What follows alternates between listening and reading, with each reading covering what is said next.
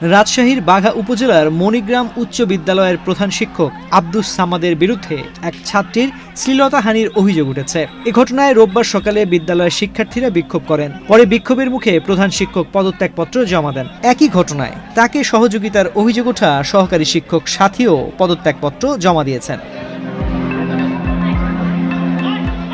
অভিযোগকারী ওই ছাত্রীর ভাষ্য, কয়েকদিন ধরে প্রধান শিক্ষক তাকে বিভিন্ন ধরনের অশ্লীল কথা বলে আসছিলেন। বিষয়টি গত বৃহস্পতিবার বিদ্যালয়ের শিক্ষক রফিকুল ইসলামকে জানানো হয়। তবে 5 আগস্ট বিদ্যালয়ে বিভিন্ন কর্মসূচি থাকায় সেদিন বিষয়টি নিয়ে আলোচনা হয়নি।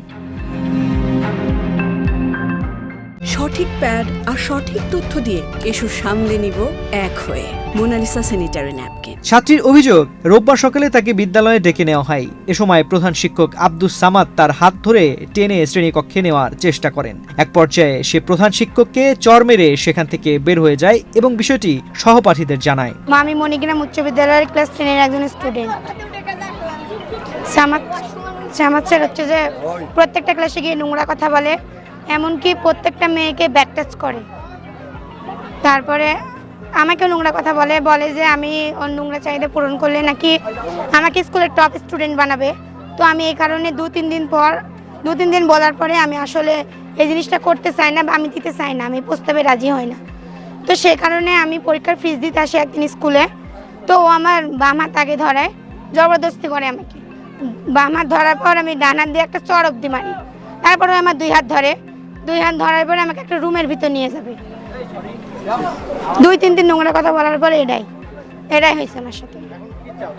এখন আমি চাই যে ও যেন স্কুল পদত্যাগ করে, ও যেন মণিগ্রাম স্কুলে যেন আমি না দেখি। এরপর শিক্ষার্থীরা বিদ্যালয়ে বিক্ষোভ শুরু করেন। এ সময় প্রধান শিক্ষককে লক্ষ্য করে ডিম নিক্ষেপের ঘটনাও ঘটে। খবর পেয়ে স্থানীয় সংসদ সদস্য আবু সাইদ চাঁদ বিদ্যালয়ে গিয়ে পরিস্থিতি শান্ত করেন। তবে অভিযোগ অস্বীকার করে প্রধান শিক্ষক আব্দুস সামাদ বলেন, এটি পুরোটাই সাজানো নাটক। আমাকে এই পদ থেকে সরানোর জন্য একটি মহল এই কাজ করছে। তবে এ সময় উপস্থিত শিক্ষার্থীরা তাকে ভুয়া বলে স্লোগান দিতে শুরু করে।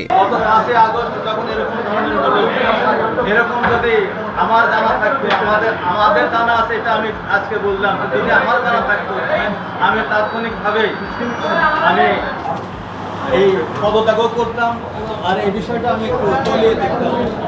এখানে বহু ধরনের আমার হাত থেকে এই বিদ্যাপীঠ থেকে আপনার 3টা জাজ, অগণিত ডাক্তার, তারপরে ম্যাজিস্ট্রেট, দেশে বিদেশে তারা বিভিন্ন পর্যায়ের বড়